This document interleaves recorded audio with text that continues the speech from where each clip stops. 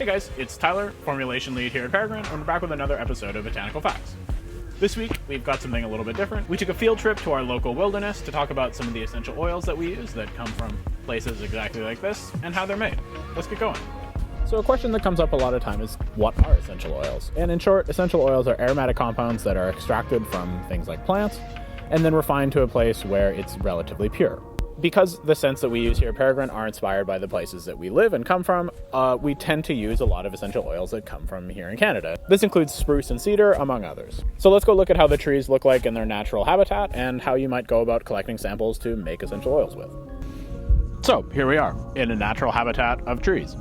Both of the essential oils that we're talking about today, spruce and cedar leaf, are made using a process called steam distillation, which essentially means you take the boughs and leaves and stems of these various trees and use steam to dissolve and extract the aromatic compounds that we're after.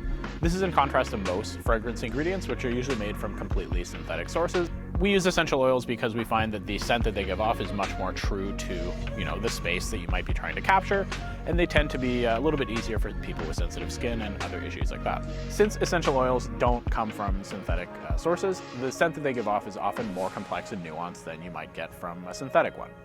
It's also much easier to handle for people with scent sensitivities, so if you find that you get headaches and things like that after smelling certain products, it's likely that they're scented with a synthetic fragrance instead of using essential oils like we do here at Peregrine. This is a perfect example of a tree that would be maybe a little young, but otherwise perfectly suitable to use to extract essential oils.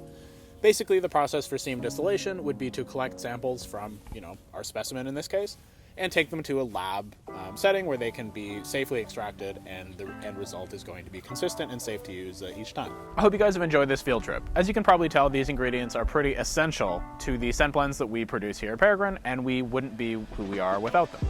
If you enjoy this sort of content, learning about the ingredients behind the scenes and how they're made, be sure to give us a like, comment, and subscribe, and otherwise we'll see you in the next one. Cheers.